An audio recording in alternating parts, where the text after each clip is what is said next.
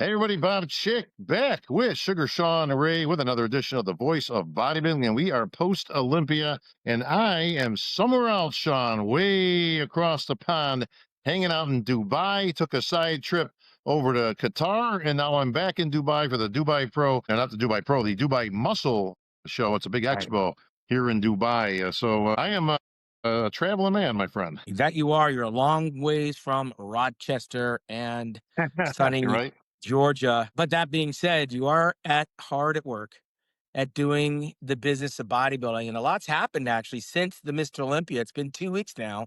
I actually I took see off to that. New Jersey. I'm home now.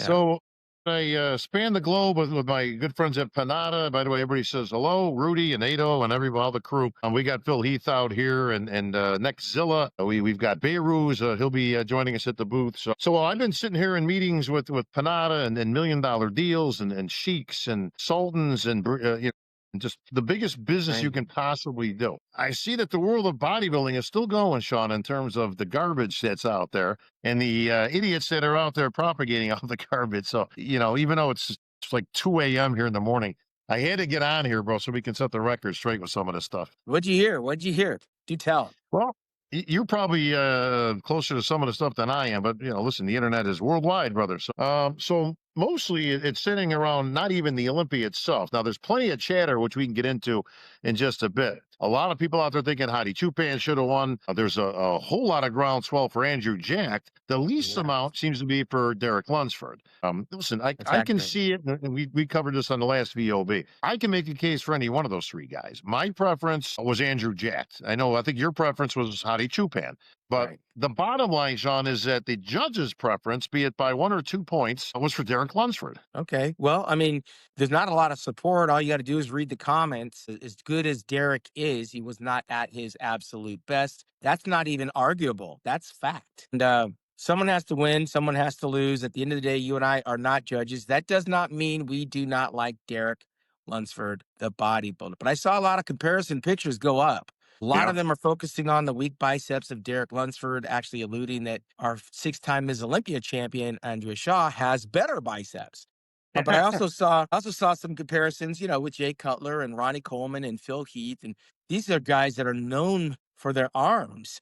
But then Oh, you start getting into the big Ramis and the Brandon Currys and Dexter Jacksons, and Derek is still coming up short, and he came up very short in comparison with Hadi Chupan along with Andrew Jack. That's just one body part. It's the biceps. It's notable. People keep right, going to that because we know you think bodybuilding. What's the first pose you hit?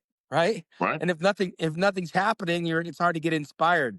Did the judges get it wrong? Depends on who you talk to. I'm not out here advocating for Andrew or Hadi. However, we both fancy ourselves experts with over 40 years in the game. Collectively, we would have 80, which is a whole lot more than some of the people that are actually on the judging panel. But that being said, someone had to win, others had to lose.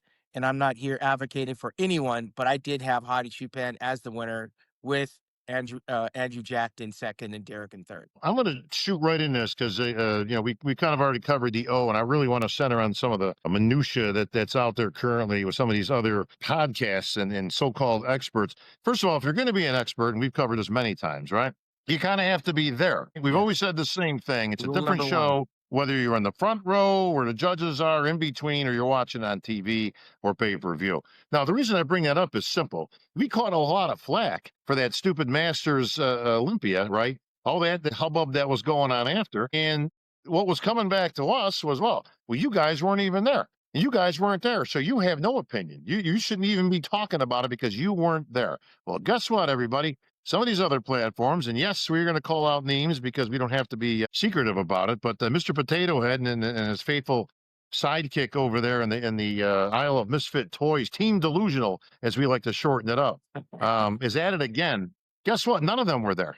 Not a one. Yeah. Zero, which is Phil- kind of funny because I saw a video that Mr. Canada put out there, and then he's chastising me for getting it right. Well, you know what, Bob? I mean, you're saying I'm not at the shows. I've been to 11 Olympias. I've been to expos. I've been to this. I've been to that.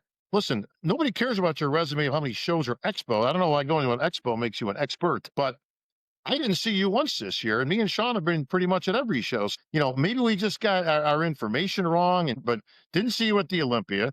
didn't see you in Texas, didn't see you in Dubai, didn't see you at the Arnold, didn't see you in New York, didn't see you in Pittsburgh. So I don't Right. know what you're talking about when you're saying, well, you guys go to the shows or like you cover these things because clearly you are MIA. Well, again, anybody can have a microphone and a camera put in their face and they could pretend to be experts because they had one time, at some time or another, gone to a show, which qualifies them as experts, but their resumes are very paltry by comparison. Phil Cryhard likes to point out that if you don't agree with them, then you're an idiot. It doesn't really matter to me what these other talking heads are talking about. You're on the stage. I was in the second row, sitting behind Little John, Dan Solomon, and Shannon Sharp. Center. We're Yeah. there. We're on the scene.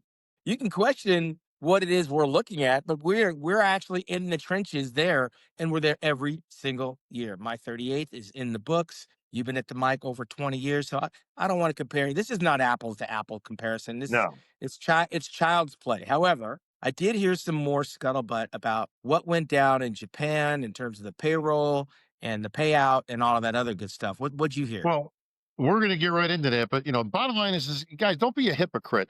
Don't sit there and chastise us Yeah. for making comments on a show that we weren't at. And you guys want to do full coverage on a show you weren't at. And you honestly haven't been to any shows this year of any major note. Again, the Touche. hypocrisy is deafening. But yeah, let's get into it. Speaking of your buddy, so he's a big tough guy these days. So he wants to go out there. Every time I hear him talking about something, he's not afraid of no man. Yeah, he's a I'm not Golden afraid of Glove boxer, nobody. Bob. This guy he's stuck at 12 years old, talking like a tough guy. It's like, bro, listen, Yeah, we're not boxing fighters. ring. Listen, Golden Gloves. Okay, nobody Yeah, gives a shit. it's Okay, crazy. about your Golden Glove background. Or you're not afraid of nobody. Who cares if you're afraid of anybody? This is It doesn't make any bodybuilding, right? difference. Right? But the Yeah, bottom line he's gonna is, bully him. Bobby. because you would absolutely get slaughtered in any type of intellectual conversation or debate. That's what people like this do, is they always revert back, to their youth when they can only Right. talk with their fists and talk like, like, oh, you better hope I don't catch you, this type of thing. And it's like, bro, That's listen, so just stop. ghetto. You're making a damn fool of yourself. But speaking of making a fool of yourself, let's get into the main topic here for today's VOB, and that is the Masters Olympia prize money.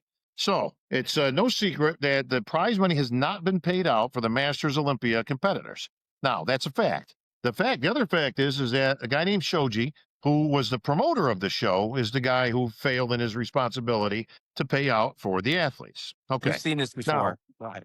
yeah, this is not new to me and you. Again, we've been through this actually a number of times over the years. It's not a lot. It happens every here and there, but it does happen. For that reason, Sean, you may remember back in our days of being the athlete's rep, that I actually put a proposal in way back. This has got to go back, I don't know, 17 years or so, or somewhere in there. There's actually a proposal. There's actually a rule in place submitted by yours truly, that in the event that the contest promoter would fail to pay the promised prize money, that the Pro League is actually the ones who would be responsible, because they are the ones ultimately sanctioning the show. Right. So at no point was anybody going to get stiffed. Okay, the Pro League, and they have done this before, they have come up and they have paid the prize money that was owed, and then they have the obligation to go after said promoters. Okay, so what's funny is that these two buffoons go out there last week bitching and moaning that nobody's been paid on the prize money. And now, because Jake ultimately finally responded and says, look, it's come to my attention in words thereof that, that this has, been an issue and it has not been addressed, that I'm going to basically pay it myself. Right. So they want to take credit for thinking that without them, this wouldn't even have happened, Sean, that Phil Cryhard is going to bat for the athletes, and Matt from Muscle Discord, bro, because he's demanding that these athletes get paid. It's very easy to think you're more than what you are. I remember, I think Bingo. Phil was getting ready for that show, looking in his mirror, thinking that he was looking at Ronnie Coleman. Yep. As passionate as either of these guys are, I think Jake did what he felt was necessary as a promoter. What they forget was right after the Olympia, Jake took off to Romania to promote over in Romania. And you got a lot of house cleaning to do after the Olympia is done, including the prize money there. And they were complaining that he wasn't responding to them as if he owes them a call back, like they're the IRS or they're the attorney or whatever. I mean, at the end of the day, the promoter who's not paying the bill of the athletes should be lodging their complaints with the federation. because Jake was not promoting that contest. It's the Well, federation speaking fans. of speaking of federation, Sean, as far as I'm concerned, last I was following this stuff, I thought Phil basically denounced his membership to the IFBB Pro. He's not even a part of Yeah, the Pro League anymore, I don't know why. right? Yeah. So if you want to make noise about absolutely nothing, be a guy who complains and quits the federation and then come Right. back into the game and complain about how bad the federation's treating other people. Why isn't Phil the athlete's rep? You know, why is it? I He's don't getting a lot of understand the support today. complaints. He should be the rep. He's getting stuff done. It's like, bro, let me assure you two idiots, okay? You've got nothing done, okay? Do you think this hasn't been known, okay, since day one? The promoter has the obligation to pay the bills, okay? Well, okay, a week or two goes by. They actually said it was going to be like 30 days before anybody got paid, which is not unusual for a out of the country show, right? And overseas. So we can take 30 days off of it right there. Now the money doesn't come. Okay, now people are inquiring and they want to know where their money is. Listen, the athletes have absolutely every right to want to know where their money is. It's deserved and it was promised. Now, let's say another 2 weeks goes by, right? And now some letters start going out to Jake or the Pro League or whatever. Hey, we still haven't gotten our money. In the old days, Sean, I used to take care of this, but I'm not in that position anymore. So, That's why I'm laughing. That's so what funny. happens, right? Uh, they obviously are aware of this, but you have to give the promoter the proper time frame to pay the bills, right? To do what he is supposed to do per the contract. You can't just jump the gun. And by the way, Jake has no obligation to pay these bills. He has none. The promoter is Shoji, not Jake Wood, everybody. Okay, let's just get that straight. I know these guys think they know everything, but because they're so clueless and Team Delusional is known for being clueless, that they think they're more important than they are, and they think they know more than they do. And I'm assuring you guys right now, okay, you have no clue. This has been in the works for a while. There's nothing that you guys brought to the table. And what would you guys bring anyways? They obviously didn't even Noise. care to even respond to you. Phil, I put numerous calls in, I put numerous emails and never got responded to. Exactly, Phil. That's how much they gave a shit about you Right. inquiring about the prize money that they didn't even answer you. Okay. You have to give the opportunity set time, okay, legally. There's legalese that comes into play here. You can't jump the gun even as the pro league and say, okay, you know what, you've had 4 weeks, you haven't paid it, so we're going to pay it, and now we're going to sue you. And now the promoter's going to come back and you says, wait a minute here. You didn't give me a timely enough, time frame here to pay these athletes, right? So now you're going to have a lawsuit on your hands. So that's why things have progressed as long as they have. Obviously, now Jake has gotten wind and he's going to do right by the athletes. Yeah. Well, I mean, listen, it all could be resolved. If you're an intelligent athlete, first you need to find out a few details about the contest you're competing in. You're competing for prize money, and that's your job. Find out when you get paid. Am I getting paid on stage? Am I getting paid in 2 weeks? Am I getting paid by check? Am I getting paid in cash? And I was there in Dubai, and they were handing out envelopes full of cash. And if you're concerned about the prize money, which I would be as an athlete, be one of the first things I want to know: who's paying my check? Who am I getting it from? And when does it come? If I got too many questions, I'm not going to do the show. But I would know that before I get on an airplane, before I get an international stamp in my passport. So you can point fingers and blame everybody all you want. At the end of the day, me as an athlete, I'm looking at this as a federation issue because I'm a member of a federation that I pay to be a part of. That federation accepted sanction fee from that said promoter. So Right. I'm going to be leaning on the federation to get my money from said promoter. Jake subcontracted out the title of his show to the Masters Olympia in Japan. Well, this is a risk that the athletes take. This is not cut in stone that everybody's going to get paid in full or even on time. I know we had a promoter, Nimrod King in Canada, came up short. Yarka out of Miami, Florida, came up short. Diana Our own Cado. Diana Cadeau, Miss Olympia, came up short. It happens. It happens very rare, but when it happens, resolution should be swift and quick. And those letters should be going to your federation that you're a paid member of. And you wait for those answers from there. What Jake did was stand up. He didn't have to do it. And those athletes would still be waiting and wondering where their money's coming from. But this is a federation issue way beyond my pay grade. Well, in the federation, to back them up in this because they're catching flack too for this. Like I said, people already been taken care of 15, 16, 17 years ago by yours truly, the athlete's rep. Okay. Already been in there. There's already language in the rule book and all that stuff that the federation has the obligation to pay the athletes upon the promoter not paying the athletes. So Well, nobody was ever going to get stiffed. Okay, so that's number one. Two, if you think that the racket that you idiots are making are responsible for anybody finally getting caught because they're scared of you. And then yeah. Phil's talking once again, tough guy Phil out there talking about how, we got a bunch of dirt on these guys and we're going to put out there and we didn't have to do that. You know what? They should sue the federation. They're going to sue everybody. You're going to sue somebody for 10 grand? Listen, bro, if I sued everybody for 10 grand, it owed me 10 grand over there. I've had hundreds of thousands of dollars owed to me over there, hundreds of thousands. Okay. Yeah. And still never bother taking anybody to court because if you know anything about the court system or getting sued, unless you can get Mr. Strength Addicts here to represent you pro bono. By the way, pro bono, Phil, means for free, just to help you out there, buddy. Where are you going? Fighter. You're owed 5 grand shot. You're going to sue somebody. It's going to cost you 15,000 to make 5. I mean, listen, in bodybuilding, it's a tough sport. It's like being a pugilist, a boxer, where you got to scratch for every nickel and dime that you get, and if it's owed, it's owed. It's fair game. These guys are shooting themselves in the foot. They didn't want an athlete's rep. When they had one, they wanted to get rid of somebody that could do it. Oh, well. And now here they are. I mean, as far as I know, Phil is done, right? I thought he retired or he quit or whatever. It's a lot of noise. Listen, He's a known quitter. I mean, we know that from his last show that he competed at, and then got his stuff back together and got to the Masters. Then he cried foul again. He cried conspiracy again. That was the whole thing that blew up now this year, and now he's still waiting on his money. So, yeah. By the way, if any good comes of this, is that this idiot will get paid last out of everybody. Well, the interesting thing is a lot of people that like to make noise. They're looking to get attention. I'm not going to give them any attention. I'm going to close the books on those clowns.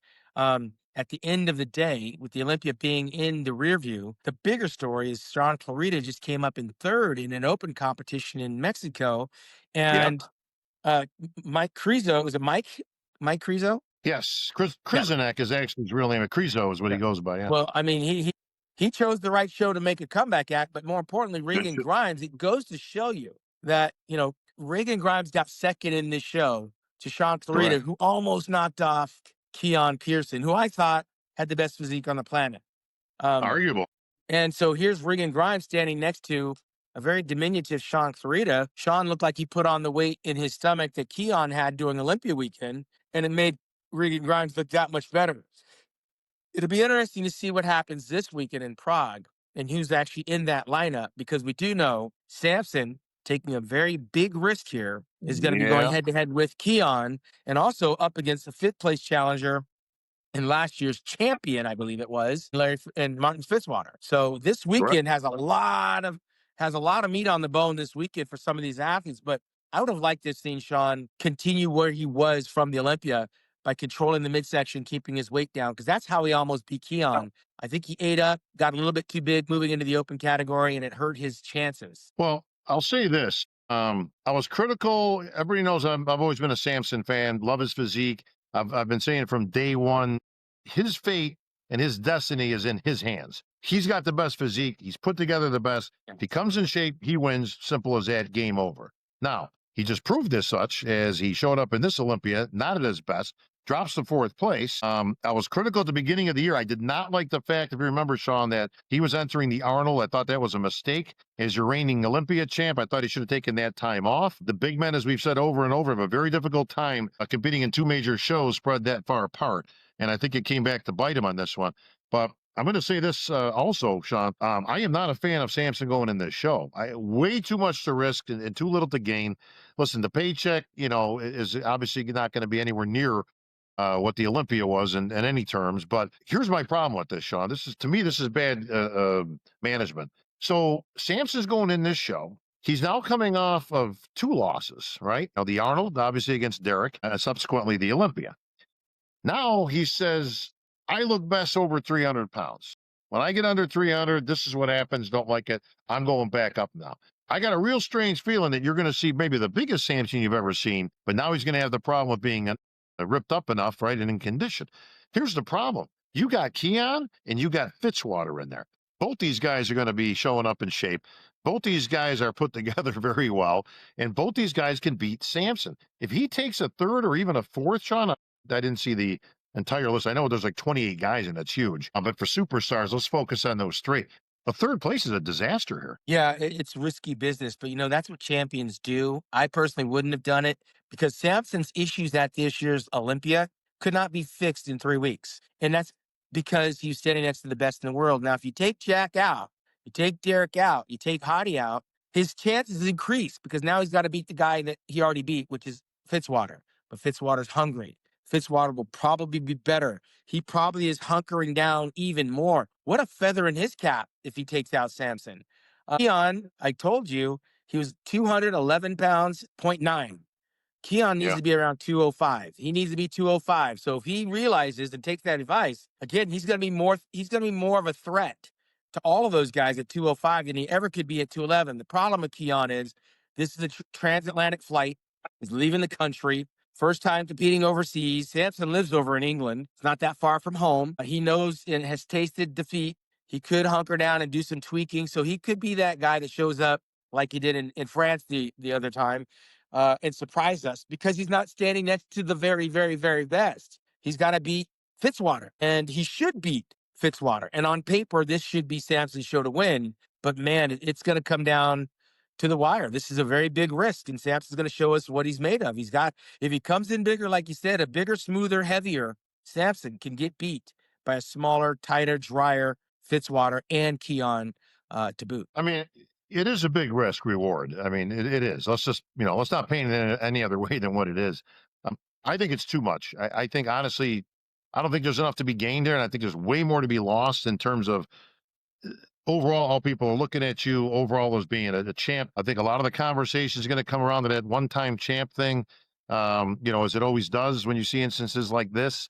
And either way, he's going to have to shut it down after this. He's going to need a break, and he's going to need a big break, to let that body rest to recover. Listen, he still has the best physique as far as I'm concerned. He could show up in next year's Olympia and simply blow everybody away, sans Andrew Jack, because I think Jack by next year is going to be a little bit too much to handle for a lot of those guys.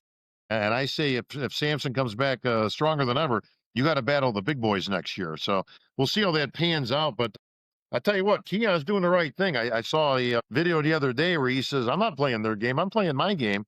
If anybody thinks I'm playing the size game or you think I'm going to be putting on weight, I got news for you. That ain't happening. So he's smart enough to know, Sean, and take your advices, whether solicited or not, that he's coming in smaller and better. Yeah, he'll lose the maybe the abdominal and thigh pose to Samson. He'll look smaller next to Samson. He won't look like Sean Clarita next to Regan Grimes, for example. He'll be smaller. But again, we're gonna go back to like the Sean Ray, Dorian Yates, and the Lee Haney and Lee Labrada. But Keon is bigger than I was, and he's bigger than Lee Labrada was. So it's going to make it a very interesting competition. And Samson is going to have to come sliced and diced because they're expecting him to be improved. And out of all the guys, though, he has the advantage because he lives in Europe. He went home to prepare for this competition. Again, Keon's going to get on that plane. It's going to be very unfamiliar territory, trying to peak at another country. And we know Fitzwater, he held off Regan Grimes going over there a year ago. So we'll see what that looks like. But I think that's our top three in that lineup. Well, let's not forget, even though I didn't have it that way, he also beat a guy named Chris Bumstead last year, throwing his hat into that men's open. Wow. Listen, that's impressive. Now, again, for the record, I did not have Fitzwater as much as I like his physique beating Bumstead. I probably would have had Bumstead winning. But Fitzwater's been there and he's done that. He's a veteran. He knows how to get over there. He knows how to shed water, and he knows how to show up in shape. And like you said, if I'm him, I'm looking for that early qualification because Fitzwater with another good year, he will be a threat up there. I mean, he wasn't far off this year. Yeah, but here's what happens. So Fitzwater goes there, upsets everybody, qualifies for the Olympia.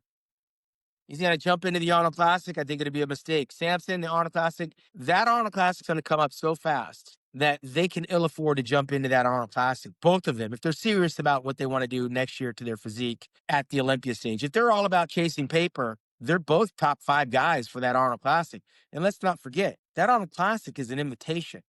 And they haven't chosen who they want to be in their lineup. Samson can very well be invited. He's won it before.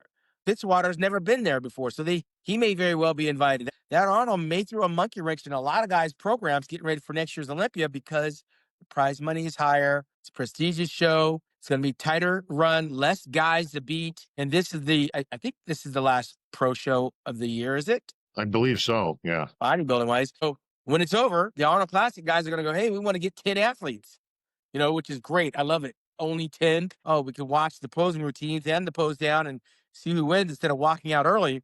If they go with that formula, there's at least 3 of these guys that can be hand chosen to go to Columbus, Ohio, including Andrew Jack. Now, I think Derek Lunsford won't go. I think Hadi Chupan should absolutely go. And then, I think Keon will be the X factor. I think Keon might want to throw his hat in that arena, regardless of what happens here. Let me put you in charge of Keon's camp. Let's say Keon wins this show coming up. Again, not far fetched. He certainly might. What do you do? Do Well, you what do I go do? into the Arnold as in the open? Go for that big money. And listen, you just won a major show, and let's just say he beats Fitzwater and Samson. He certainly puts himself in a position that he could be a contender to legitimately win $750,000 in an Arnold Classic title in the open. Well, I send him no matter what. You know why? He's a littler guy. We're not talking about Samson. We're not talking about Nick Walker. This would be good medicine for Keon because he can literally, if he wins this show, he's already qualified for next year's Mr. Olympia. Hanging around and sticking around for that Arnold Classic does 2 things. He has the rest of November to relax. So he gets ready December, January, and February for the Arnold Classic. Plenty of time, as long as he doesn't let his weight get away from him. But he's a little guy. He can do that. Dexter Jackson did it how many times? I think Dexter did it 1,000,000 times in Arnold Classic. Just don't allow your weight to get away. But it gives him a reason to stay closer to his training weight by going in that Arnold Classic. Does he have to win it to be a threat for next year's Open? No. But you know what? If you're going to go in next year's Open, you might as well go in that one first. Because all the guys in the Olympia have done the Arnold Classic. Derek, Hadi, Samson, and still done very well at the Olympia. I say go for Keon, regardless of what happens in this competition, because that's where you're headed. You're headed to the Open regardless. And if you get served up your medicine at the Arnold Classic, you'll probably get a bigger check than when you won the 212 at the Olympia. But Very possible. nonetheless, you can go back to the Olympia and defend your title at the 212. It gives you options. He's got the most options than all of the guys. This is going to be an interesting scenario for a whole bunch of people. That one certainly. Of potentials, you got to count on Fitzwater.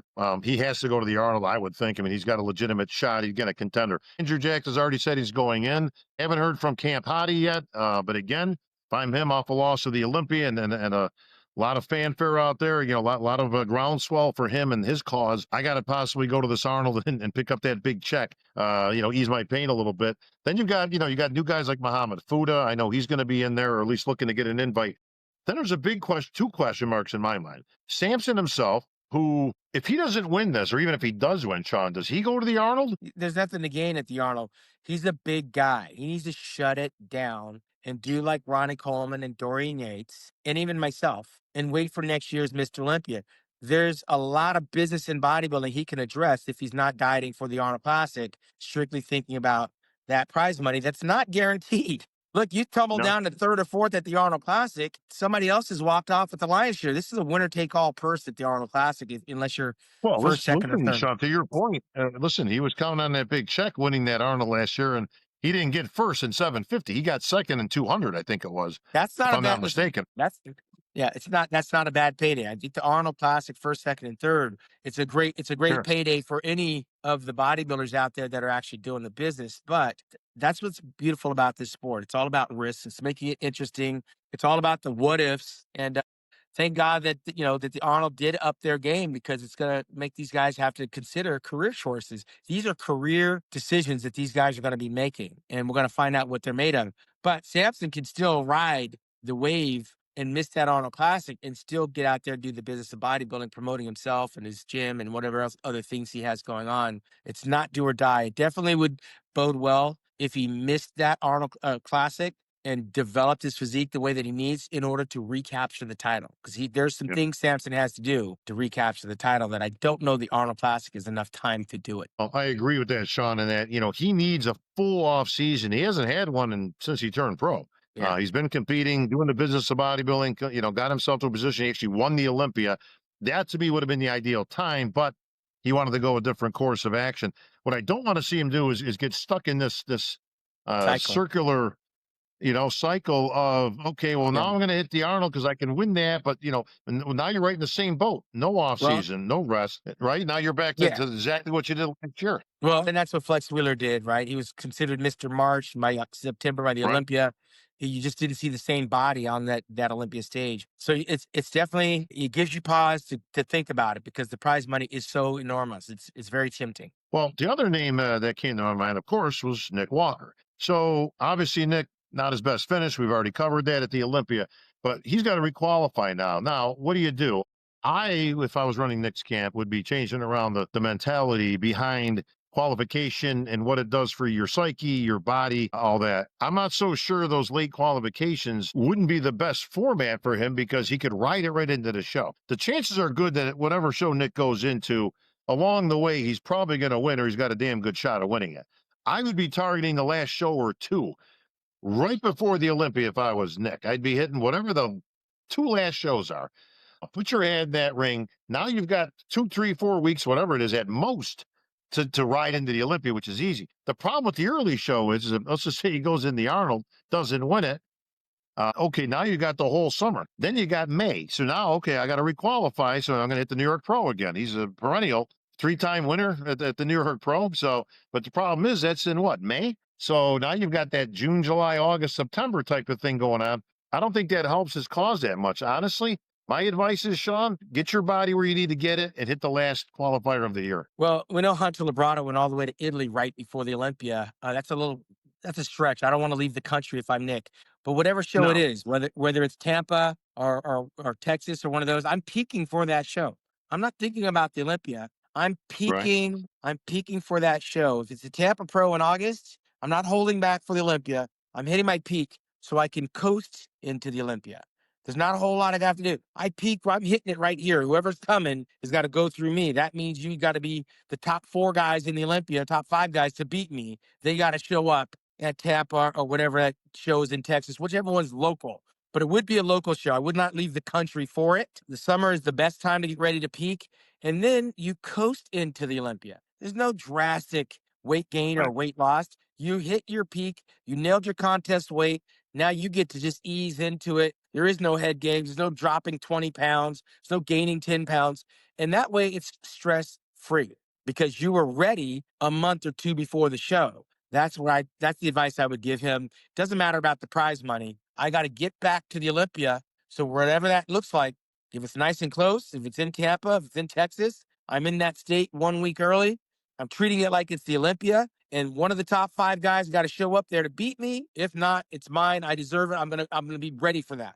That's how I'd be thinking if I was Nick. Absolutely. Well, you got Prague coming up here, brother, in just a few. So that's going to be real exciting. Big lineup. There's about 28 or 30 bodybuilders in an open show, which I haven't seen those kind of numbers in an open show probably since the old Night of the Champions days. So it's good Well, to see you probably there's won't the be able numbers to. return. You probably won't be able to pronounce half the names. I mean, these Well, guys over there want to get on a pro stage. Everybody's got a pro yeah, card. I legitimately looked, I think there was 4 names that I knew.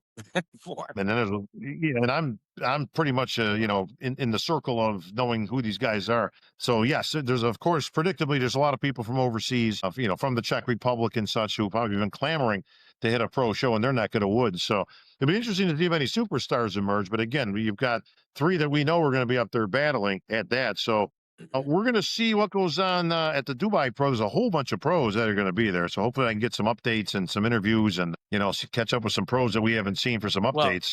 This thing's it's loaded. it's not the Dubai Pro, it's the Dubai show, and the pros that are Yeah, there I keep calling are it, not competing. right. So you'll be Yeah, I getting keep some calling it the sound Dubai bites and Pro. B-roll. That's the bottom of the show earlier in the year. But I'm the here Dubai I'm here Muscle for it, Show. Bob. Yeah, the memory's the I first thing to appreciate go it. when you get to 60. Well, while everybody's shitting on Jake for it's amazing that this guy gets crap for doing the right thing, and now again, people are like, well, he should have been on this a long time ago, and well, he never should have let it happen, and this and that and all that. And look at again, people, wasn't his obligation number one? Isn't his obligation now? He has zero responsibility technically to pay anything out of his pocket for these guys. He could simply shuck it to the pro league, let them pay it off, and then they go after the promoter, whether they want to sue him in court or however they would want to address that. But I want to give this quick story out to put a cap on that. I just tell you what kind of guy Jake is. So they had those Olympia rings, as you know, that they put out. Was it last year? Last I year. believe it was, right? Yeah. Yeah, last So year.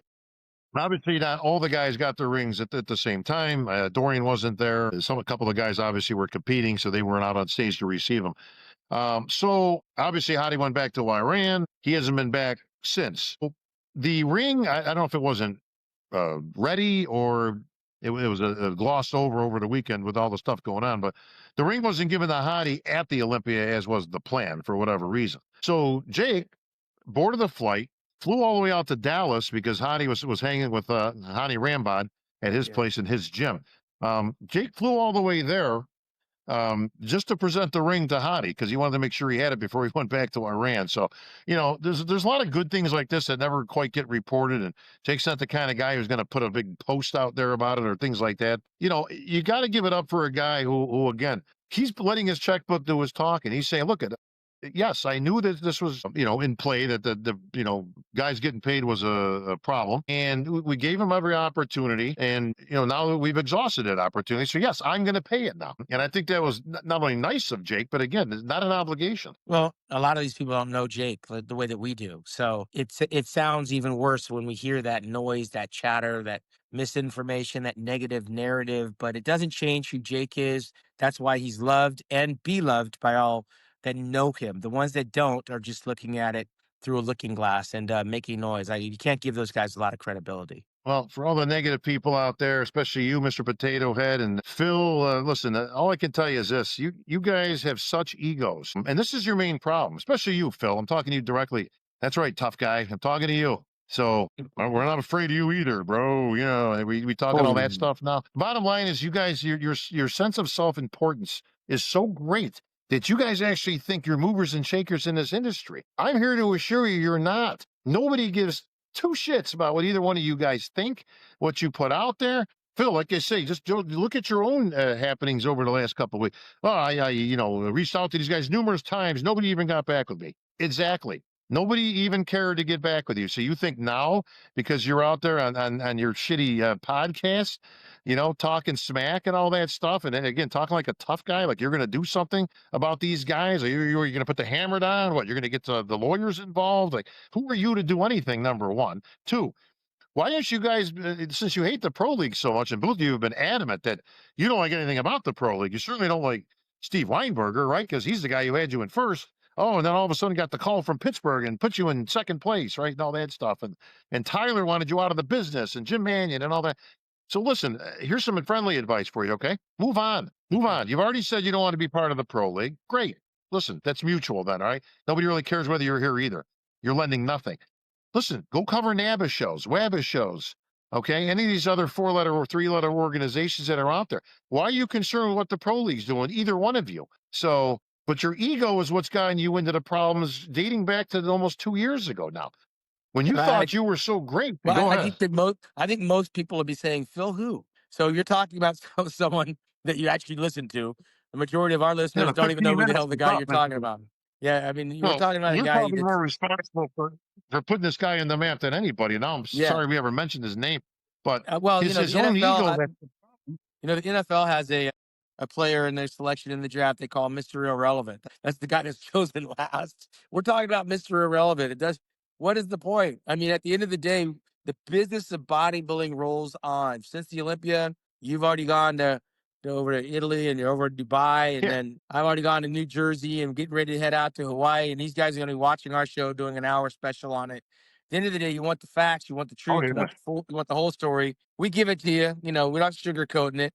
We're not mouthpieces for these guys, but we know Jake. We know the Federation people. And by the way, the latest buzz is that the Olympia will remain in Las Vegas. However, it will not remain in the same location after a couple of years, Bob. The buzz is Olympia is picking up and moving around the town. Good. I got no problem with that. I think the Olympics should move to all kinds of places. I mean, I have no problem with it going out of Vegas or to different places, even out of the country at some point. So, listen, other sports do it. They've been doing it for many, many years, but guaranteed we'll be there. Okay. And that's kind of a key that we like to emphasize is that we do the business of bodybuilding. We're actually there. We're at the shows, providing commentary, providing, doing the business, whether we're working in that context or a different context or just enjoying the show or emceeing or whatever. That's what we do. Okay. The rest of you clowns that are out there talking, from your basements and such, listen, you don't know the inside scoop. You don't know any of the real business that goes on behind the scenes. You two fools think, again, you buffoons actually think that you have some influence on anybody to do anything is the biggest joke in the world. But this is the same guy who thought that he was so good that he should have been in the first call out. And they just want him out and this and that. It's like, bro, nobody has ever even uttered your name other than to announce you on a stage. So what, again, stop with the ego and stuff. That's what gets you guys in trouble. Okay. But I'm sure you guys can run it through your chat GPT and, see what gets spit out there, Sean, because that's how to do things these days. But all right, brother. Well, guess what? That's going to wrap it up for another great edition of the VOB. For Sugar Sean, I'm Bob Chick. Yo, we out of here.